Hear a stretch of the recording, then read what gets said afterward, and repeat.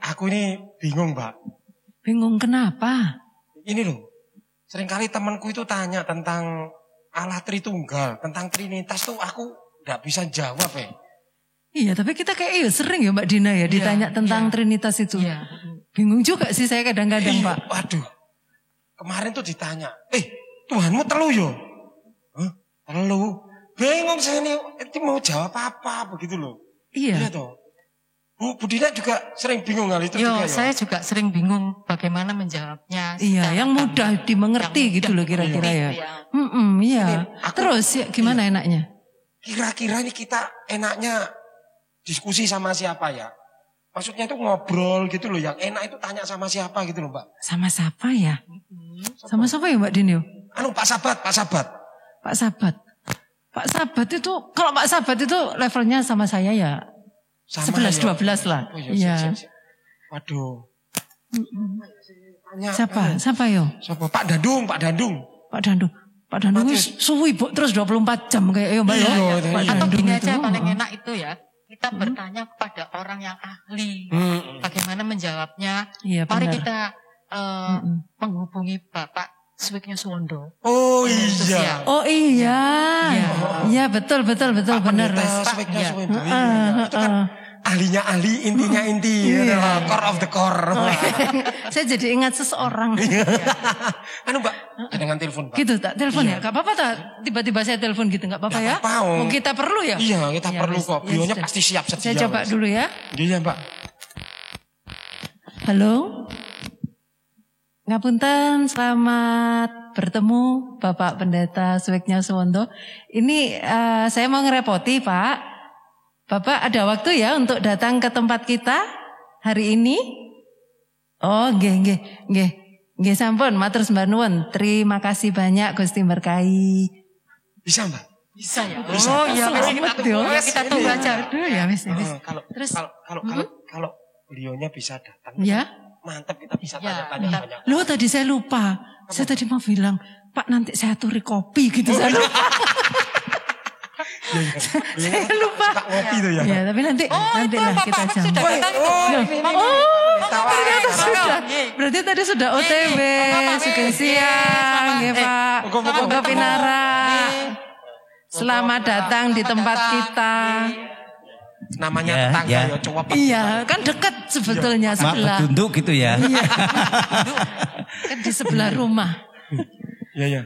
Ya, selamat berjumpa kembali Pak Pendeta Swiknya Suwondo. Nah, ini tadi saya yang telepon tadi, Pak. Ya. Mohon maaf merepotkan Pak Wik tadi, nggih. Ini saya loh sama teman-teman saya ini agak mengalami kebingungan mau ngobrol tentang Trinitas, Pak. Oh, ya. Nah, ini ada teman saya ada Mas Danang. Kenapa Pak? Ya, Mas Danang. Terus ada juga nanti yang mau ngobrol nanya-nanya sama Pak Pendeta, ini ada Mbak Dina. Selamat datang Pak Wik. Ya Mbak Dina. Selamat datang. Ya. Terus? Pak, ini kalau kita ngobrol tentang Trinitas ini kan lebih enak kalau kita doa dulu tuh. Iya betul ya. Doa dulu ya. Nanti kita berdoa dulu. Ngobrolnya lebih gayeng dan Tuhan memberkati. Ya.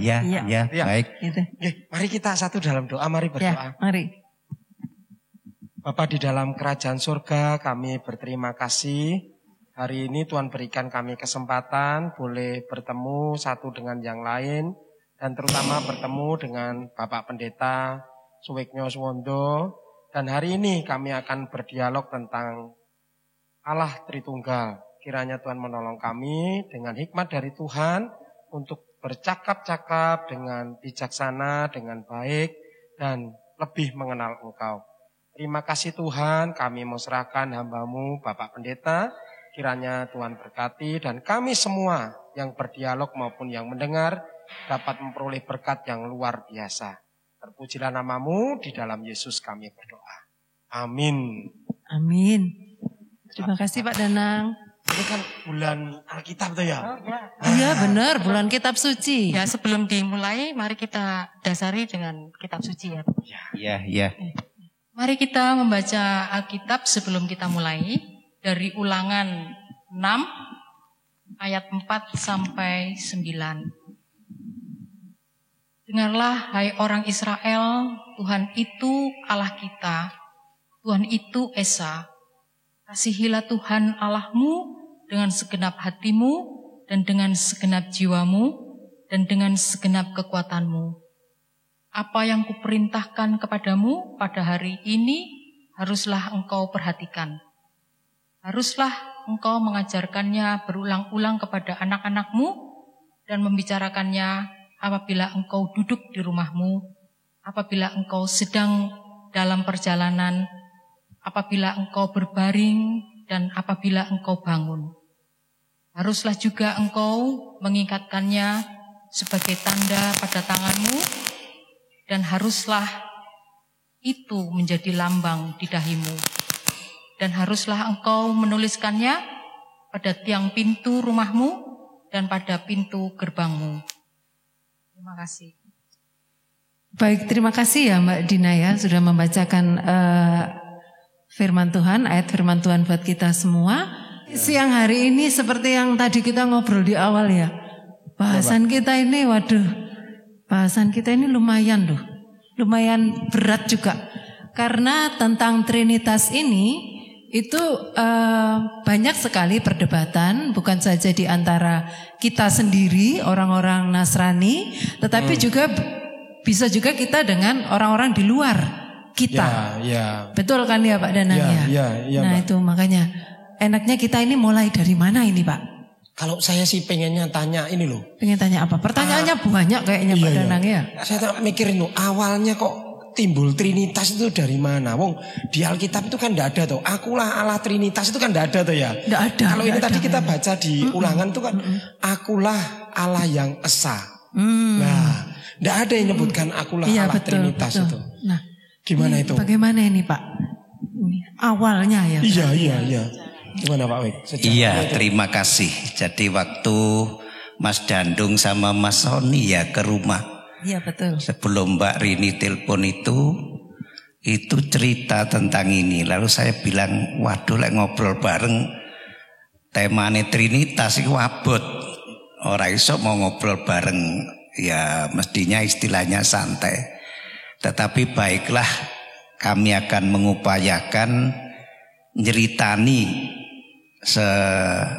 semudah mungkin, jadi tidak terlalu ilmiah, tidak terlalu dalam ya, tetapi yang simpel saja. Ya itu enak Pak. Kalau itu yang perlu saya tekankan di sini ya, bukan penyelidikan yang ilmiah ya, itu saya kira kalangan perguruan tinggi ya.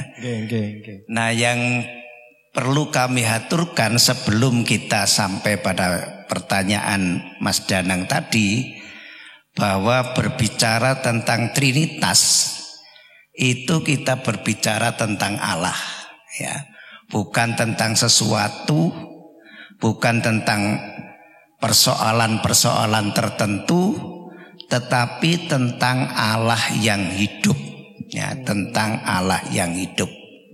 Nah biasanya kalau kita membicarakan persoalan tertentu, masalah tertentu, pemahaman kita itu harus di atas masalah itu ya, supaya kita menguasai persoalan yang kita bahas. Nah bicara tentang Trinitas itu di luar pikiran kita ya, di luar pikiran kita. Justru kita yang dikuasai oleh Allah. Bukan paham kita yang menguasai, tetapi kita yang dikuasai oleh Allah. Nah oleh karena itu berbicara tentang Trinitas ini, kita tidak bisa berbicara hanya begitu saja, tetapi kita harus melihat bagaimana penyataan Allah tentang dirinya di dalam Alkitab. Itu yang pertama. Ngapunten Pak, ngapunten Pak. Berarti ini di luar kemampuan pikiran kita gitu Pak istilahnya ya. Ya. Oh ya, otak kita ini tidak mampu memikirkan Allah begitu. Ya, berarti yang menjawabnya nanti dari Tuhan ya.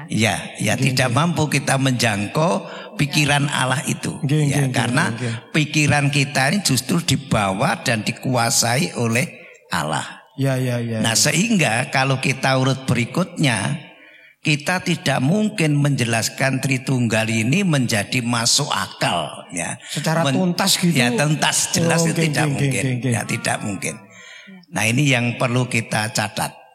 Kemudian yang berikut bahwa Tritunggal ini menurut Alkitab bukan dalam arti biologis, bukan dalam arti matematis, ya bukan.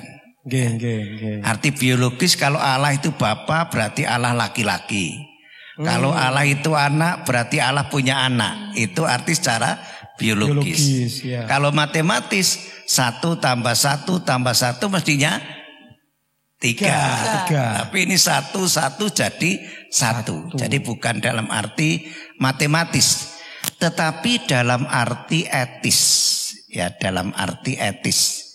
Firman Tuhan katakan kamu percaya bahwa Allah itu satu, oke.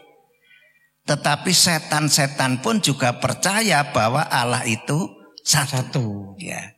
Jadi artinya kalau kita ini bicara tentang Tritunggal, itu tidak hanya kandek berhenti kepada pemahaman sejauh yang kita paham menurut Alkitab, tetapi harus disertai dengan penyembahan.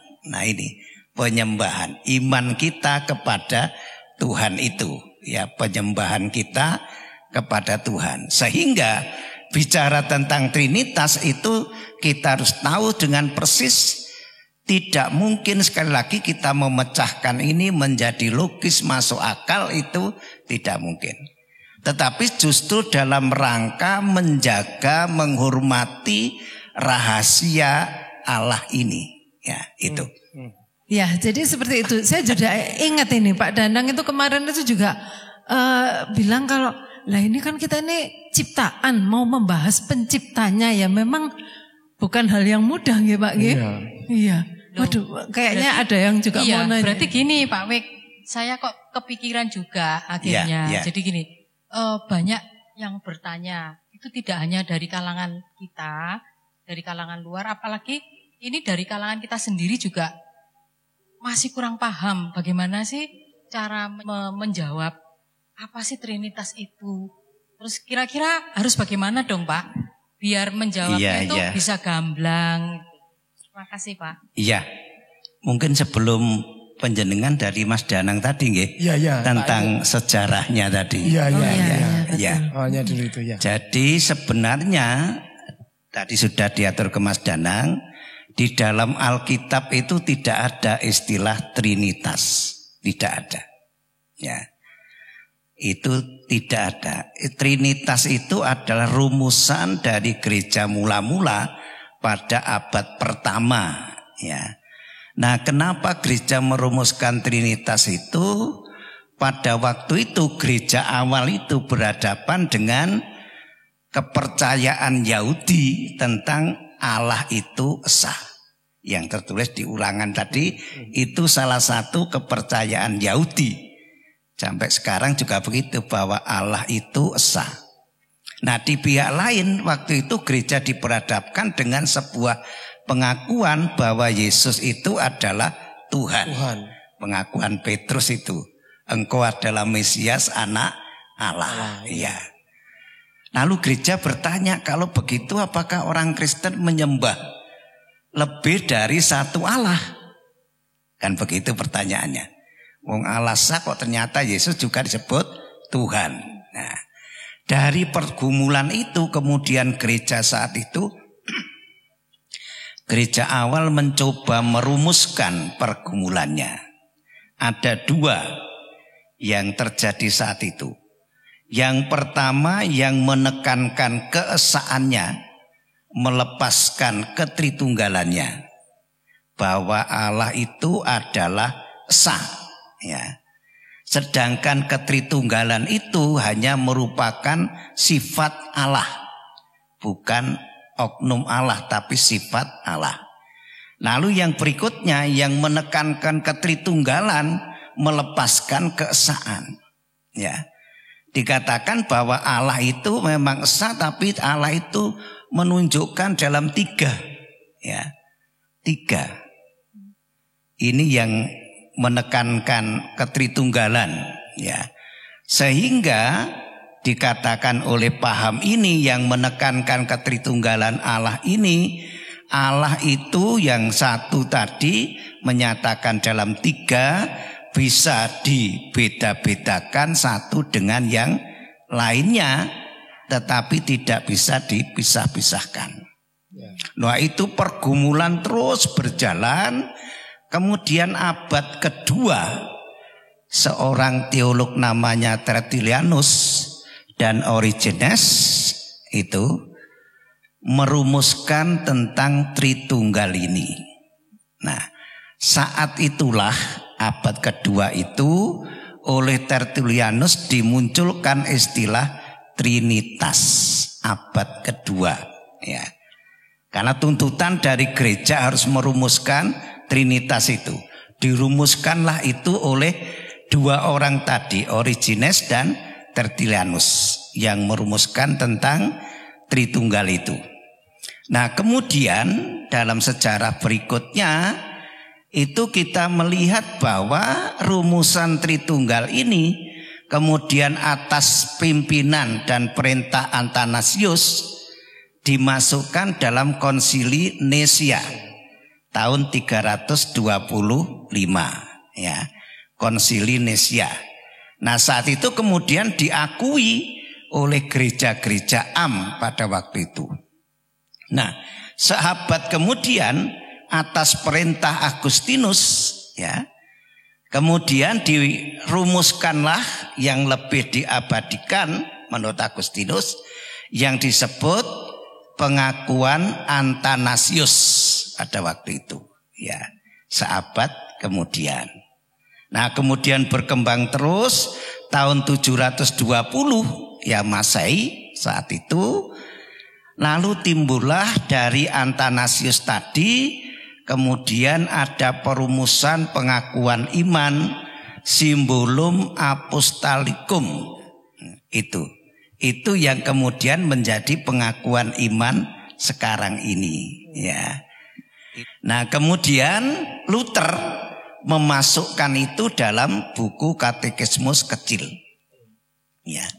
Abad ke-19 namanya Bucer, Zwingli dan Calvin, ya, menjadikan pengakuan itu diterima oleh gereja-gereja di barat, ya, yang akhirnya diterima oleh seluruh gereja Protestan kita semua sekarang ini. Itu sejarah singkat dari cerita Tritunggal itu. Jadi pergumulannya cukup panjang, ya.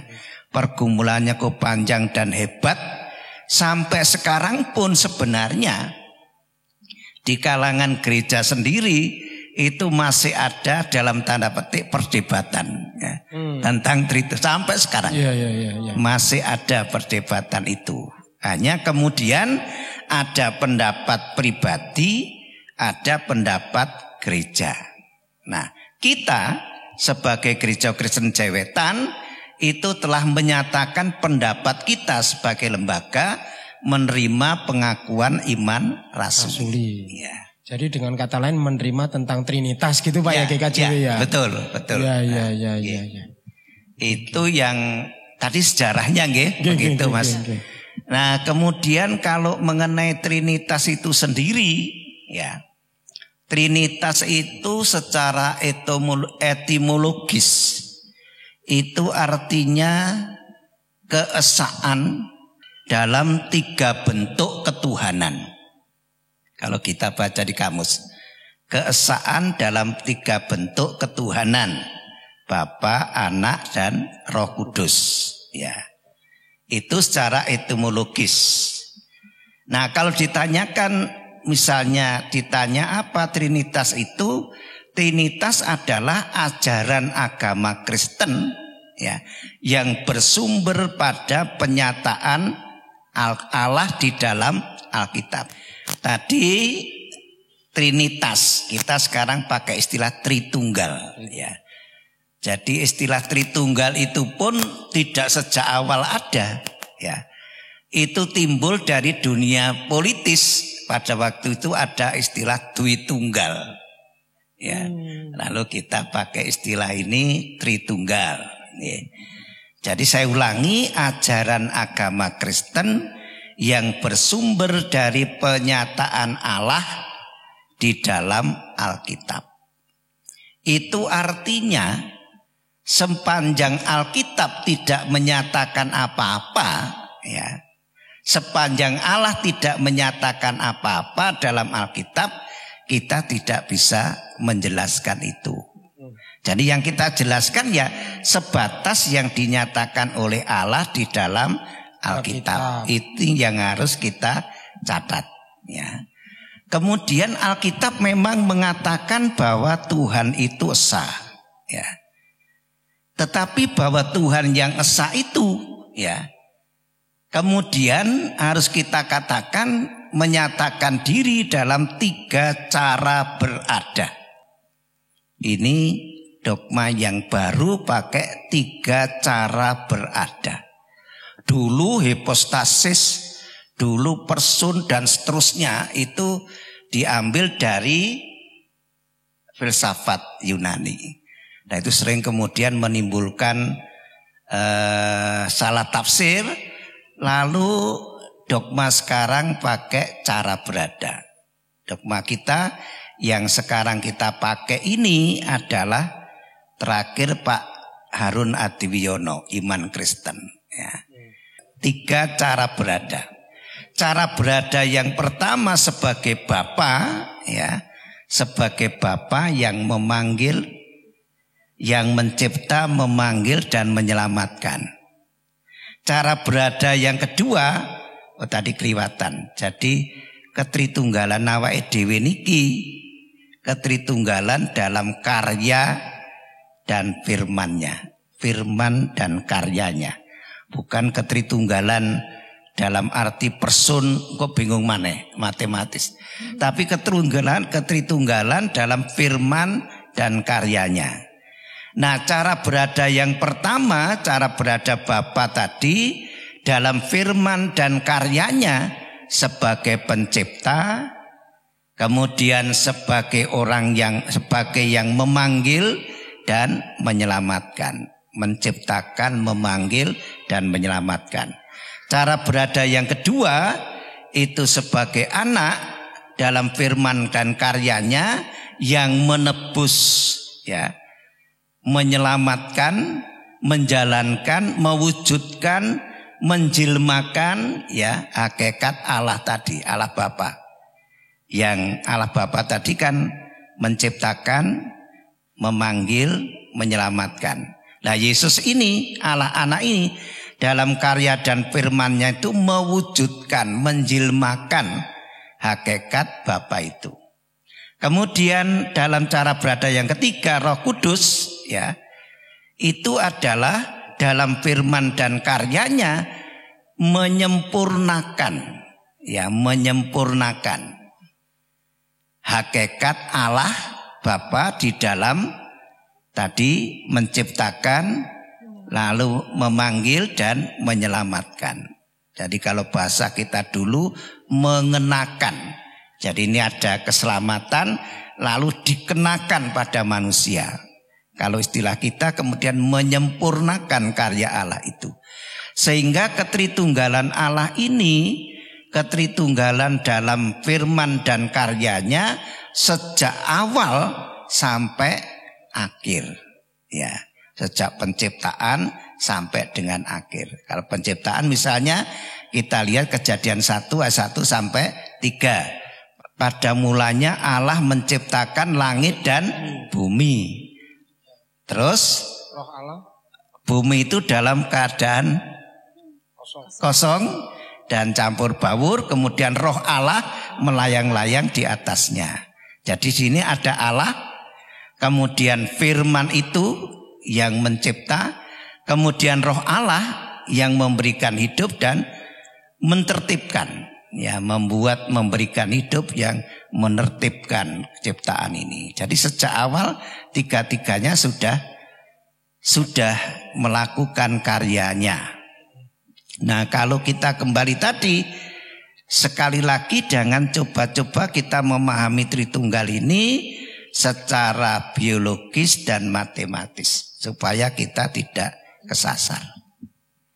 Nah, untuk menunjukkan gampangan Tritunggal ini memang dibuat berbagai macam cara, tapi harus dicatat ini hanya sebagai alat bantu, ya, alat bantu, tidak menjelaskan yang bisa cocok dengan Tritunggal. Misalnya ada orang namanya Pak Dadap, karena sudah beristri dia disebut kepala keluarga. Di sekolah dia guru disebut Pak Guru. Kemudian di masyarakat dia jadi RT disebut Pak RT. Orangnya satu tapi tiga ini. Ya, ada yang menjelaskan begitu. Ya, macam-macam penjelasan. Ada yang kursi. Jadi yang dinamakan kursi tidak hanya yang di ini, tapi juga sendenannya, juga sikilnya dan seterusnya. Tetapi sekali lagi itu hanya alat bantu. Mungkin begitu nggih. Iya. Ini saya berkembang nih Pak pertanyaannya ya. Jadi kalau kita melihat di dalam kitab Kejadian, di dalam penciptaan itu kan Allah menyatakan begini, marilah kita begitu. Marilah kita menciptakan manusia menurut gambar dan rupa kita begitu. Nah, itu kan sudah menunjukkan jamak begitu Pak. Jadi bukan hanya satu. Untuk menjelaskan hal ini bagaimana Pak? Tadi kalau awal tadi saya sudah memahami karena banyak orang iman Kristen tentang Trinitas itu kan ditetapkan abad ketiga sekitar tahun 325, berarti kan memang tidak dari awal gitu lah. Ini tadi saya sudah bisa jawab Pak. Ternyata dari awal kita memang sudah Trinitas kok. Nah, untuk menjawab yang jamak tentang kita itu gimana itu Pak yang Kejadian? Iya, jadi ayat Kejadian 1 ayat 26 ini biasanya juga dipakai oleh kita untuk menunjukkan bahwa dalam Kejadian 1 ayat 26 ini Allah itu dalam bentuk jamak harus dikaitkan dengan Kejadian 1 ayat 1 sampai 3 tadi. Itu lanjutannya. Jadi yang menciptakan manusia itu ya yang di Kejadian 1 ayat 1 sampai 3. Itu tadi. Jadi dengan kata lain analogi tadi itu juga tidak bisa mewakili Pak ya. Iya. Karena kan perannya kok bisa macam-macam gitu ya. Iya. Ya, matur nuwun Pak. Ya. Nah, ini kalau dari tadi kita itu membicarakan tentang Trinitas ini baru berapa persennya loh ya Pak Danang ya? Iya. Kok saya agak mumet ya? Ini karena saya kan terbatas. Sedang yang kita bicarakan ini tidak terbatas. Iya. Itu membela diri maksudnya. Memang betul. Betul loh saya. Makanya kita ambil tadi kan disarankan secara etisnya. Iya, betul banget. Terus yang Mbak Dina tadi sudah terjawab. Sudah. Itu enggak. Sudah ya. Nah, ini kalau tadi Pak Danang, Mbak Dina juga sudah menyampaikan pertanyaan ini, juga ada yang nitip pertanyaan ke saya ini, Pak. Iya. Kalau tadi itu saya sebenarnya sudah menyiapkan, ternyata juga sudah dijawab sama Pak Pendeta. Kalau ajaran Trinitas ini sebetulnya memang tidak ada di Alkitab, tapi substansinya sudah ada gitu ya Pak. Betul. Cuman kalau tertulis secara gamblang yang bisa dibaca tentang ini Trinitas, ini Tritunggal memang enggak. Tapi esensinya atau substansinya ada di situ dan tadi sudah dijelaskan panjang lebar. Nah, kemudian ini Pak, kalau kita mengatasi untuk perbedaan paham. Jadi kan biasanya mungkin di tempat si A seperti ini, di tempat kita seperti ini. Ini bisa muncul ini ya memang karena kita sumbernya dari macam-macam gitu ya Pak ya. Iya. Nah maksudnya untuk mengatasi itu kira-kira bagaimana ya Pak ya? Tadi disampaikan masih ada perdebatan sampai sekarang. Iya betul. Gitu ya. Mulai dulu. Berarti sudah dijawab ya? Iya. Enggak, kalau dijawab tuntas belum sih Mbak sebenarnya. Belum ya. Kan untuk mengatasinya. Iya betul. Iya itu. mengatasi supaya kita ini. Iya tahu batasan kita juga gitu ya. Maksudnya tahu batasan kita. Berarti kita berhenti sampai di mana gitu. Terima kasih. Jadi tadi saya matur bahwa perdebatan dalam tanda petik tentang itu sampai sekarang. Nah, kemudian yang penting bagi kita adalah kita bukan mendengarkan pendapat pribadi, tapi bagaimana pendapat gereja sebagai lembaga. Nah, sehingga prosedur yang kita tempuh apabila ada macam-macam begitu melalui majelis jemaat disampaikan ke majelis daerah sampaikan ke majelis agung, di sanalah dipergumulkan dan diputuskan. Lalu menjadi pendapat gereja. Nah, kemudian kalau gereja sudah menyampaikan pendapatnya, ini loh wong tentang ini. Nah, kita harus tunduk semuanya. Kenapa? Karena Gereja Kristen Jawi Wetan itu secara sinode kalau ditanya siapa GKJW, ya kita semua. Jadi GKJW itu adalah perhimpunan jemaat-jemaat se-Jawa Timur. Itu GKJW. Kalau diputuskan oleh sinode berarti termasuk jemaat Malang, termasuk Mbak Rini, Mbak Dina, Mas Danang ikut memutuskan. Nah, itu pengertiannya. Jadi di situ. Jadi mungkin perkembangan terus di jemaat timbul pertanyaan begini Pak, monggo nggak apa-apa. Diskusikan di jemaat. Kalau misalnya katakan nuwun sewu tidak bisa putus, ya harus dilewatkan ke majelis daerah. Majelis daerah bisa ke sinode. Nah, di sana diputuskan bersama. Oh, jadi kan terkadang kita ini misal nih Pak, saya ini belajar di tempat lain gitu Pak ya, belajar tempat lain terus dapat sesuatu yang saya pikir nih kok baru begitu ya buat saya begitu ya. Terus saya pengen tahu tentang contohnya tentang Trinitas ini tadi. Lah berarti saya sampaikan ke majelis, Pak pengertian saya kok begini ya, nanti pasti akan dibawa ke majelis daerah. Jadi Pak Pendeta yang gitu terutama Pak, kok saya ke Pak Pendeta. Oh iya. Nah, pendeta nanti pasti membicarakan secara formal di dalam forum PH mesti. Iya. Lalu sidang majelis. Nah, kalau begitu kita usulkan saja diusul. Oh iya. Nah, gitu. Istilahnya iki ben gak bladrah ngono lho Pak. Ya betul Pak Danang. Simpang siur gak ketemu ya Pak. Iya. Simpangan terus gitu maksudnya. Iya. Jadi ada jalurnya kita. Ada jalurnya. Jadi memang ya nuwun sewu, kalau bahasa politisnya kita demokratis. Silahkan pendapat macam-macam boleh saja. Itu boleh saja. Tetapi bahwa pendapat-pendapat itu akhirnya harus kita percakapkan bersama, harus ada sikap dari lembaga. Sikap dari lembaga. Itu yang harus nanti kita hormati. Gitu. Ya, oke. Betul. Terima kasih banyak Pak Wik. Ini kalau saya bilang terima kasih belum selesai loh Pak ya. Kan belum habis kopinya kopi ya. dulu. Monggo diunjuk. Oh, ini ya. Monggo Pak. Iya, monggo. Monggo lho Pak. Silakan. Monggo silakan.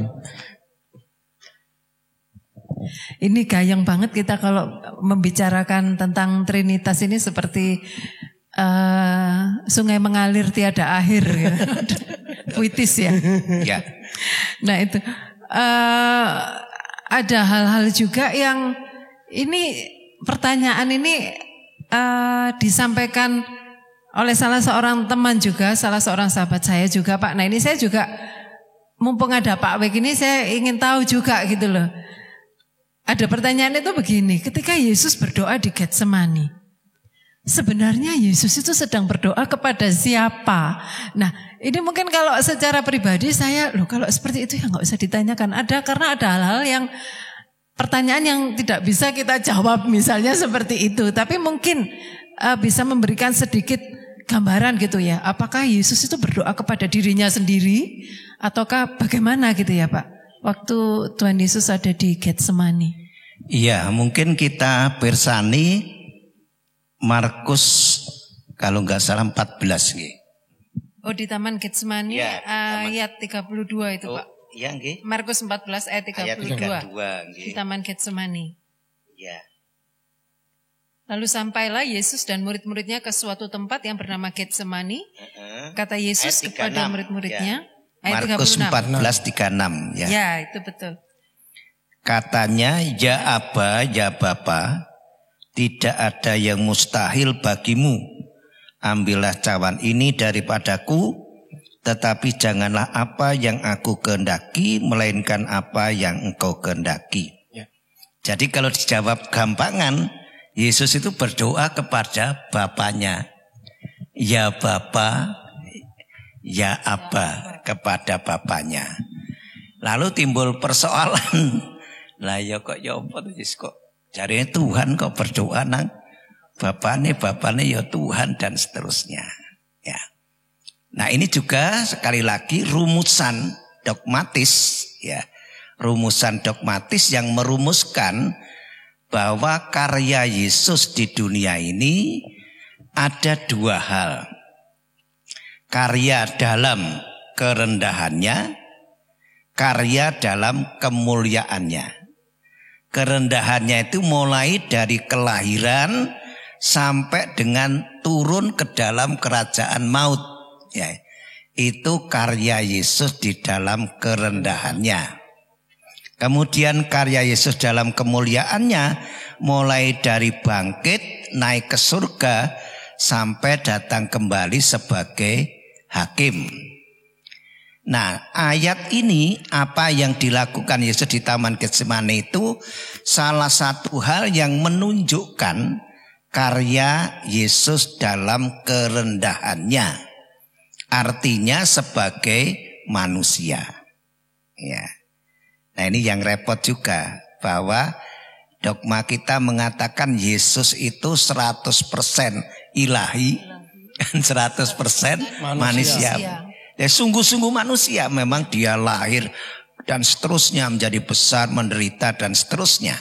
Ya.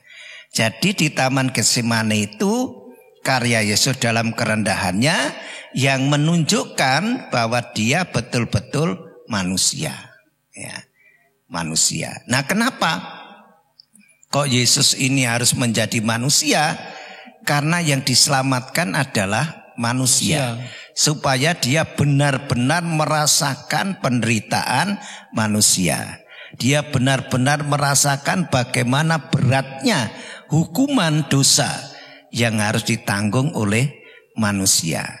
Jadi dalam doa ini kita lihat pergumulan batin dari Yesus yang luar biasa. Ya, pergumulan batin yang luar biasa sebagai manusia. Kalau bahasa kita itu saat itu Yesus itu mengatakan WL KWT. Wolo kuwato. Wolo kuwato ya nanggung kayak gitu, jadi WL KWT. Ya. Maka kemudian secara etis lalu timbul, ini sedikit menyimpang, bahwa masing-masing orang itu punya taman Getsemani-nya masing-masing. Artinya pergumulan kita masing-masing dalam kehidupan ini. Termasuk pergumulan kita dalam menangkap penyataan Allah, dalam menangkap kuasa dan kasih Allah. Sehingga kita bisa bergumul, Tuhan kalau bisa saya jangan menderita kayak gini Tuhan, wong saya ini sudah ngibadah, sudah dan seterusnya. Nah, lalu persoalannya apakah kita juga mampu mengatakan jadilah kehendak-Mu. Nah, di situ Mbak Rini. Jadi di situ menunjukkan sekali lagi karya Yesus dalam kerendahannya sebagai sungguh-sungguh manusia. Itu. Mungkin rada angel ditompong nggih. Memang itu artinya. Terima kasih Pak. Karena kalau mungkin mudah gitu berarti kita mungkin meremehkan ya Pak ya. Oh gampang bisa diingat. Ya istilahnya karena sulit itu ya. Jadi kita mikir terus gitu. Sebenarnya kalau Allah masuk ke dalam logika kita, siapakah Allahnya? Iya, iya berarti kan kita betul. Allahnya. Awalnya penciptaan udah di alam masuk. Iya betul. Makanya kan yang Pak Danang bilang itu ini ciptaan sedang membicarakan penciptanya. Itu memang sesuatu yang luar biasa. Pak, ini saya mau tanya nih Pak. Ini pada waktu Stefanus ketika dia dirajam Pak ya, dirajam. Nah, dia kan melihat ke langit begitu ya. Dan disebutkan di situ Stefanus yang penuh dengan Roh Kudus, berarti kan memang ada Allah Roh Kudus di dalam diri Stefanus. Kemudian melihat ke atas, dia melihat ada Allah Bapa dan di samping sebelah kanannya ada Allah Putra begitu. Nah, ini apakah memang secara literlek kita berbicara tentang tiga pribadi perwujudan Allah, ataukah ini hanya sebuah penggambaran atau bagaimana? Ini saya pengen tanyakan ini. Iya, terima kasih. Tadi saya amatur awal bahwa karya Allah Bapa, Allah Anak, Allah Roh Kudus itu dari awal sampai akhir. Termasuk waktu Stefanus mengalami itu kita melihat ada karya Roh Kudus. Ya. Jadi yang memampukan Stefanus bisa melihat, bisa mengatakan, bisa menanggung penderitaan itu adalah Roh Kudus. Demikian juga kita. Jadi yang memampukan saya dan panjenengan semua bisa memahami tentang Allah itu juga karya Roh Kudus. Tanpa Roh Kudus tidak bisa. Ini yang pertama.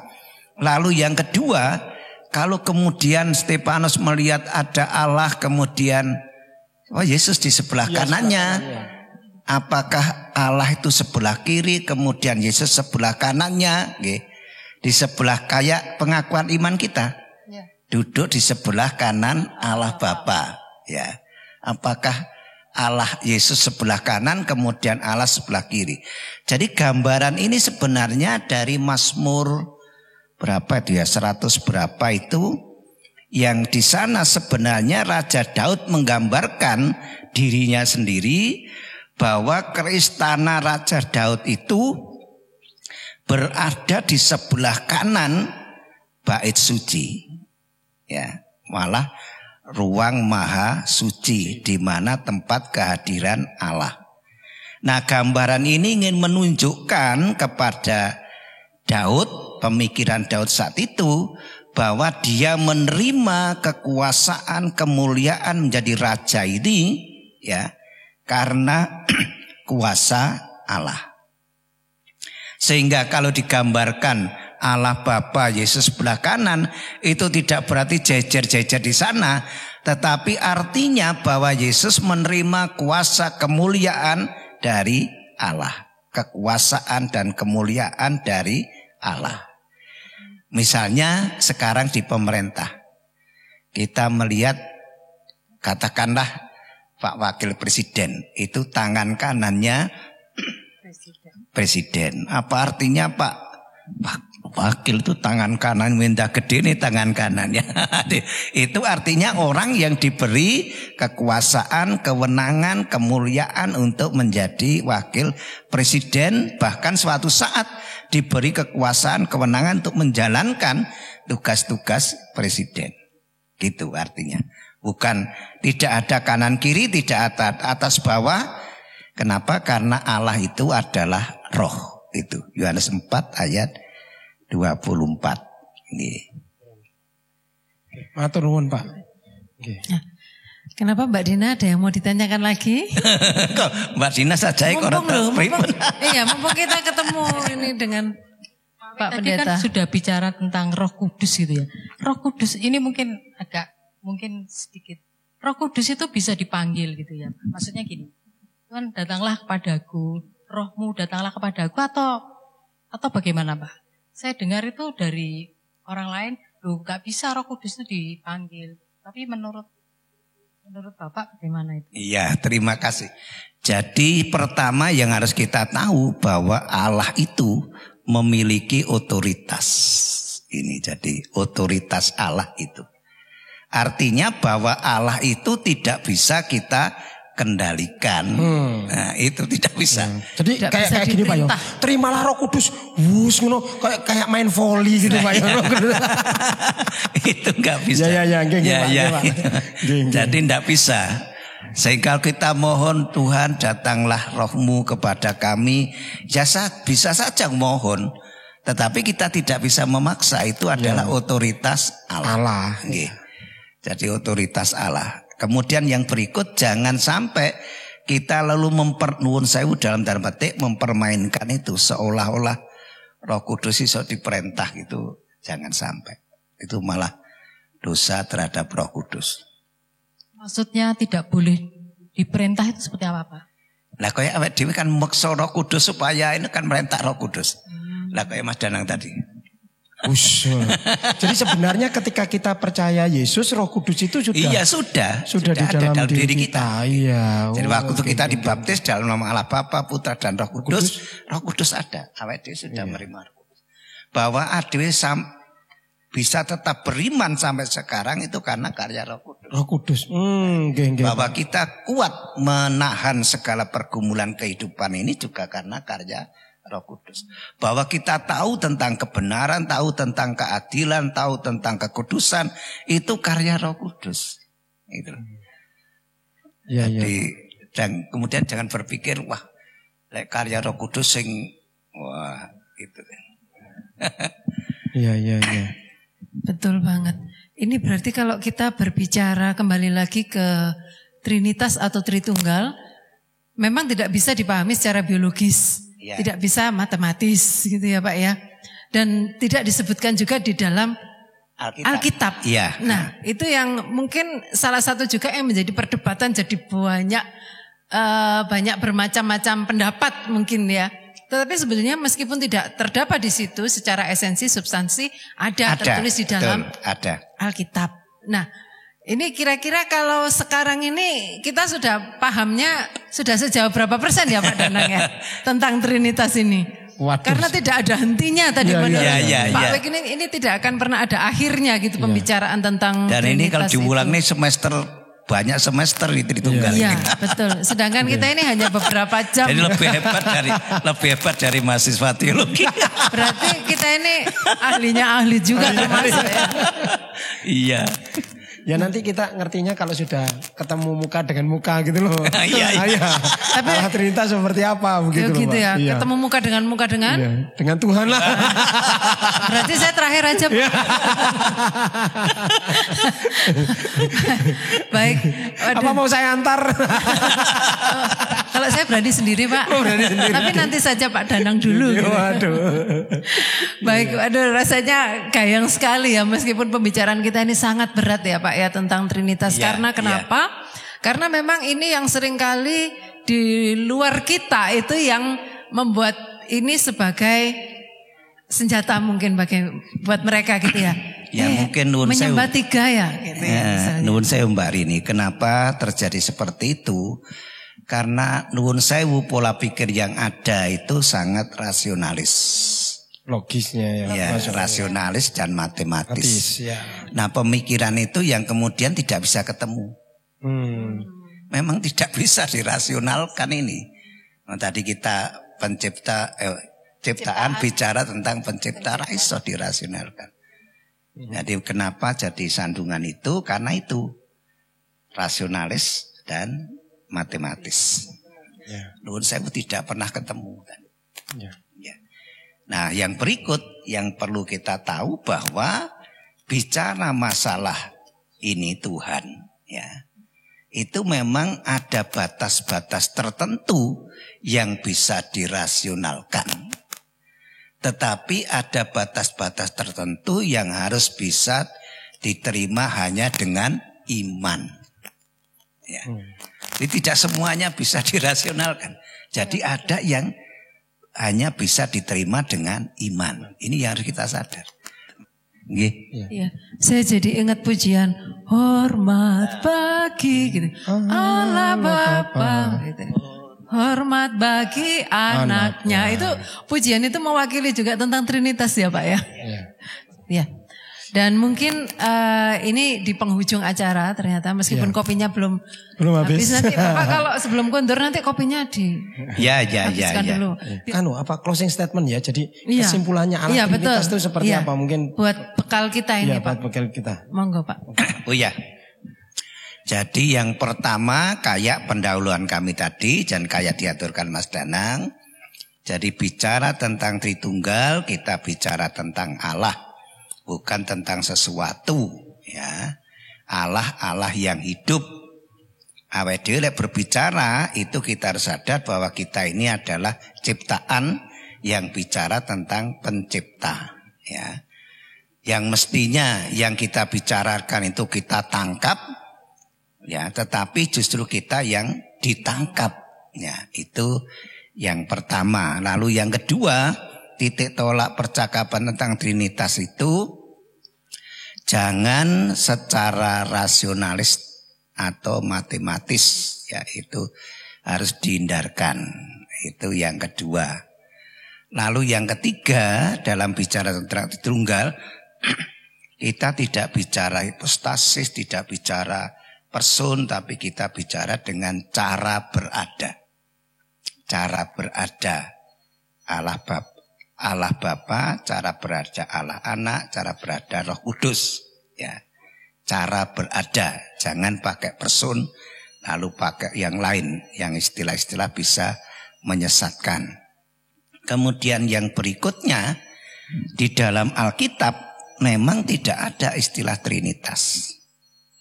Di dalam Alkitab tidak ada satu ayat pun yang bisa diklaim ini menjelaskan Trinitas, tidak ada. Tetapi bahwa di dalam Alkitab secara esensi, secara substansi tentang Tritunggal atau Trinitas itu ada. Dan perlu kita pirsa bagi KJW ini, teologianya itu bukan teologi ayatiyah. Artinya memahami ayat-ayat dipisahkan dengan konteksnya. Tetapi teologi kita adalah Alkitabiah kontekstual. Jadi kita melihat Tritunggal ini harus melihat dari pernyataan Allah di dalam Alkitab. Kemudian bagaimana konteksnya saat itu. Nah, kalau bicara konteks kita harus tahu bahwa Tritunggal ini memang rumusan buatan gereja.